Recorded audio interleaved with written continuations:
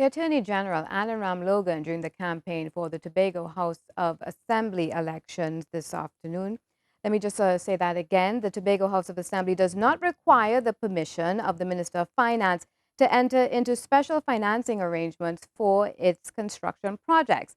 That's the ruling by a High Court judge yesterday. Justice Ronnie Budu Singh delivered an 18-page judgment in the Port of Spain High Court on the matter raised by the Prime Minister and Attorney General during the campaign for the THA elections last January. Here again is Karen Cozier-Phillip.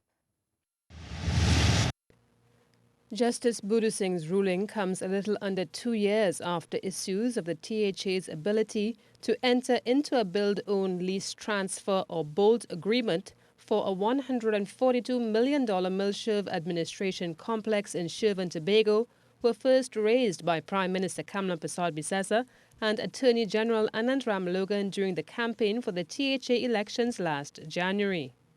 In his judgment, Justice Budu Singh ruled that although BOLT agreements were financing agreements, they did not require approval, as they were not an attempt to borrow money for capital expenditure, which required such as prescribed in the THA Act. However, Justice Budu Singh suggested that consultation takes place in the interests of good governance and efficiency. At a media conference on Wednesday, THA Chief Secretary Orville London read some of the rulings on the matter. In answer to the first question, therefore, I'm of the view that the THA is empowered to enter into BOLT-type arrangements as described above for the purpose of developing and financing construction without the consent or approval of the Minister of Finance. Furthermore, in entering into such arrangement, the THA is not acting outside the express statutory framework for finance expenditure under the THA Act.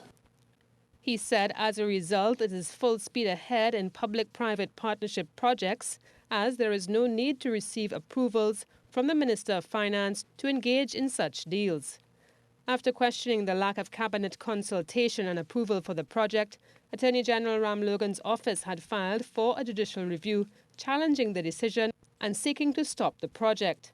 However, during a pre-trial stage, the court was asked to determine whether the THA required central government's approval before signing the contract, as well as if such a contract needed to be awarded under the supervision of the Central Tenders Board. Karen Cozier-Phillip, Senior.